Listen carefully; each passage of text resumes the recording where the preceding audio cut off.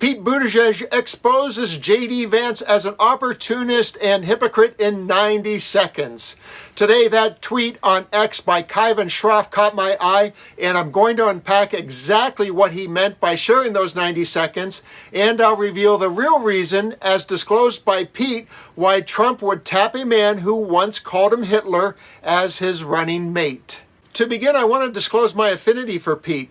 When he burst on the scene in 2019 as a presidential candidate, I initially scoffed because of his youthful appearance. But after I heard him speak a few times, I was sold and thought he was the smartest guy in whatever room he was in. And yesterday, I thought Pete outmaneuvered Hulk Hogan's violent stripping at the Republican National Convention for the SmackDown of the week with a super slam of JD Vance while appearing on Real Time with Bill Maher. Let's begin with Pete's top-line thinking about the person JD Vance, his opportunistic DNA, and his anti-Trump history. And in just a minute, I'll share what Pete really thinks is at the heart of the Trump-Vance cancerous cohort. The other thing you get to do at a convention is roll out your vice presidential candidate, which in this case was JD Vance. Yeah. I know him a little bit. What do you think of him? Look, we're from the same generation. We're both from the Midwest, different parts of the Midwest. Right. Knew a lot of people like him when I got to Harvard. I found a lot of people like him who would say whatever they needed to get ahead. And 5 years ago, that seemed like being the anti-Trump Republican, so that's what he was. Talked about how he was unfit, how he was cynical, called him an opioid, which is kind of a weird thing to say about a person, but definitely a really... But I mean, for somebody whose identity is that they're connected to Appalachia, which has an opioid crisis, that really is the darkest thing you could possibly say about Donald Trump, at least in public. But behind the scenes, apparently, he's actually calling him Hitler, right? Seriously. 5 years later, the way he gets ahead is that he's the greatest guy since sliced bread. This next clip reveals one of Pete's many superpowers. He can look back and look forward at the same time as he draws a parallel between JD Vance and Mike Pence with a reminder of how selling out and kissing the Trump ring worked out for Pence. And I actually watched this exact same process with somebody else I got to know in my days in the Midwest, which was my former governor, Mike Pence, who I watched start out as an evangelical Christian who cared about rectitude and family values, and then get on board with a guy who was mixed up with a porn star, make excuses for him, so that he could have power. And then he did.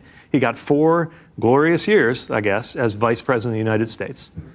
And it ended on the west front of the Capitol with Trump supporters proposing that he be hanged for using the one shred of integrity he still had to stand up to an attempt to overthrow the government. Right. So I guess, maybe not as a politician, but as a human being, what I'll say is that I hope things work out a little bit better for JD Vance than they did for Mike Pence. And now for the meat of today's story. Everyone has been scratching their head over Trump's selection of Vance after being at the receiving end of what might be this generation's worst political insult. That is, being called Hitler. But what we've learned about Trump is he's an intellectually dishonest opportunist, and he respects that quality in others. Vance is a Trump mini-me. And what many people don't realize is Vance was once a venture capitalist and has access to money and power in the tech world.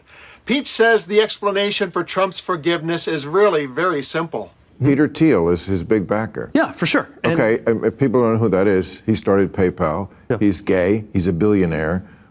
I mean, I've had a couple of people who knew you were coming on this week said, ask Pete what he thinks about Peter Thiel being so in love with JD Vance, who is flatly against gay marriage. So I think it's a profound contradiction, but maybe it's not that complicated. I know there are a lot of folks who say, what's going on with some of these Silicon Valley folks veering into Trump world with JD Vance and backing Trump?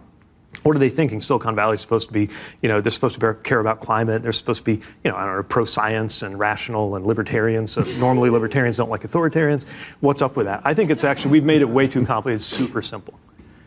These are very rich men who have decided to back the Republican Party that tends to do good things for very rich men.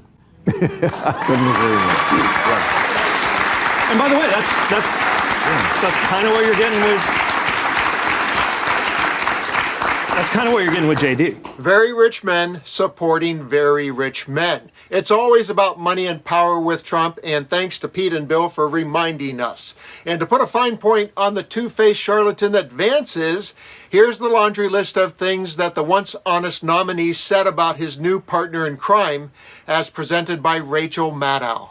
And while that's playing, I want to know what you think. Are you a fan of Pete's, and what do you think his future looks like? Are you outraged by this new level of Republican hypocrisy and opportunism just when you didn't think it could get any worse? And do you think it will end badly for Vance just like it did for Pence? Please comment below. But as a running mate for Donald Trump, it is unavoidable to note that his record of remarks about Trump is one that I think could reasonably be described as rich. Maybe that's the word, rich.